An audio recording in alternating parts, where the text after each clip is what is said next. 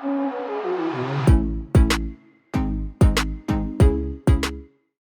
guys, welcome to this new video tutorial.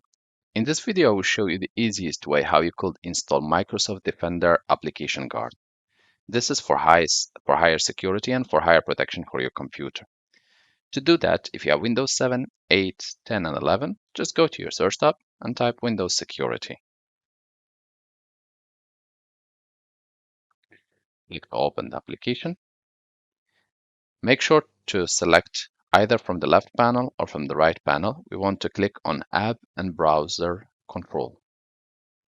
App and Browser Control. Scroll down. Once you see Isolated Browsing, click on Install Microsoft Defender Guard. Once you clicked, Windows will ask you if you really want to allow this application to make changes. Just click Yes. Here, you need to locate Guarded Host and click on it to be selected. It will automatically select also Hyper-V. Once you click OK, this will be downloaded from the internet and it will be installed in your computer as regular, and you will be prompted to restart your computer to make it work. Also, make sure to select Microsoft Application Guard, which is also here, before you click OK. Thank you guys for watching and talk to you soon in a new video.